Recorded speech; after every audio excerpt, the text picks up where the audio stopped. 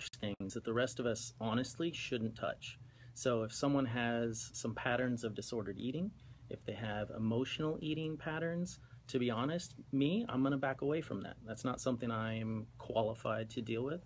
And she is able to dig into those things. So part of that is with our mindset and metabolism is helping you identify if you have some of those areas. And then if you do, you need to find the proper help, because the plan isn't what's going to get you there. You're going to need to be able to talk through some of those things, dig into why you have those problems.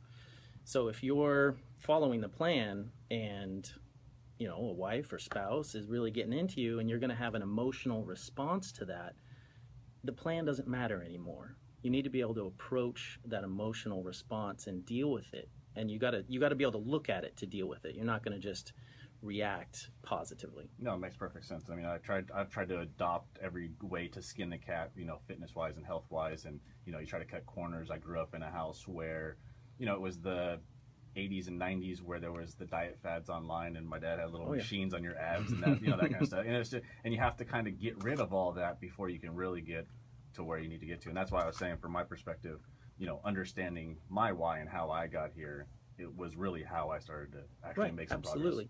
If you notice, and it's not an easy thing to notice yourself and when you make mistakes or why you make mistakes, but if you really can have some help to do this, but to look into where am I making my mistakes? Where am I falling apart? Is it after work? Is it before work? Is it, before a training session, on my off day? There's different things there's patterns that are going to come up.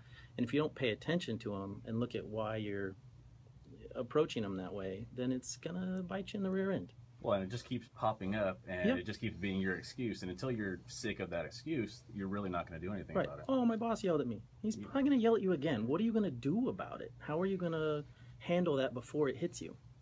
Absolutely. And so, in terms of who's around you and who you have, in your life, how much is that part of it? Do you have to is there a recommendation of cutting certain people out or certain things that kind of lead you in the wrong direction? Having a proper support system is huge, 100%. There is no way around that. So, I can't say, yes, cut everybody out. No, that won't work. We cannot live in an isolated situation like that. But the people that maybe feed that one thing that you don't want to do anymore. Right, and that's a decision that you're going to have to look at. How is this setting me up for success, or how is it setting me up for failure? So you definitely need to get the people around you that are part of your core support system, whether you're married or significant others or things like that.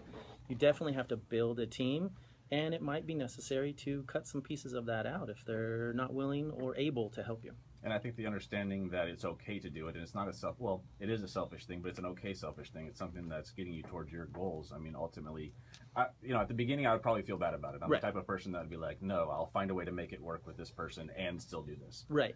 See, I don't even think you can call that a selfish thing. If you are doing what is necessary to make you a better person, because this isn't just about your body. There's different pieces of it. That mind side of it is not to be escaped.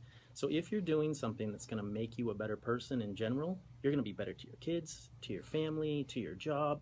So I don't even see it as selfish. It's tough to make a cut like that, but overall, you're going to be better for it.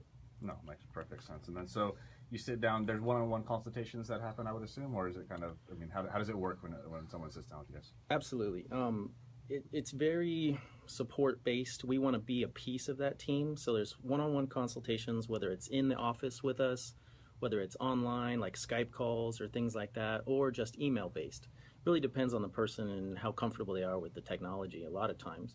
But you have to be able to sit across from someone, whether that's digitally or not, look at the struggles that they're having and dig into the why of those struggles.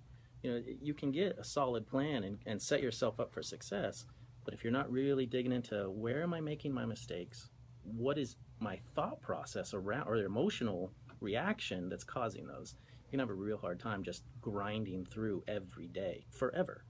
You can't just grind through forever. You can grind through 2 weeks of no carbs. Yes. It's tough, but you can do it. But are you going to be able to do that for 30 years? So it's the sustainable part of it. Exactly. You have to put all the pieces together to make it a lifestyle. And you cannot struggle and fight and grind for 30 years straight. You have to have some of it help you along. And then I think where most fall short is giving themselves enough time. Is there a timeline in which, is kind of a standard where you say, okay, it's going to take X amount of time to kind of shed some of these things that you've gone through and to get you to where you need to be? Because I think that, someone going, oh, it's just not for me, it's been 3 weeks and I've seen no change, I'm just going to quit. I think that happens a lot in fitness and food and, in life in general. From a physiological perspective, there are definitely kind of some timelines you can approach, certain rates of fat loss and muscle gain, things like that. But when you're talking about the mindset of it, you can't put restrictions on it like that, I don't think. Everybody's going to react to it differently. They're going to have an easier or harder time kind of being a little introspective and looking inside. And it's not easy to really be vulnerable with another person. So sometimes that might be harder for other people, and I wouldn't want to put a timeline on that side of it. So, yeah, and not comparing yourself to somebody else's timeline is important, too. Exactly. I think that a lot of people go, well, he just did it. I look at the fitness people and go, okay, he did that in 8 weeks, but he doesn't have my life. He doesn't have 2 kids. He doesn't have a full-time job. So it might take me a little longer, and I have to understand and give myself enough time. Well, not even like the physiological things or life or lifestyle, but genetics. Me and Pete are different. Sorry, he's a big man. You know what I mean? If I want, you know what I mean? And there's a lot of years behind that as well. But just from the very basic foundation, we started off as different. And so you can't expect to have the same road to the same place as someone who's just different. We were just talking about the fight on there. Dude's got some big old legs on him in a sport that you wouldn't expect. There's a genetic component to that, I guarantee you, that you can't anticipate. Outstanding. Pete, I wanted to ask your perspective, coming from fitness, what do you have to say about, what he's been talking about? Well, I definitely think that when we're talking about, behavior modification,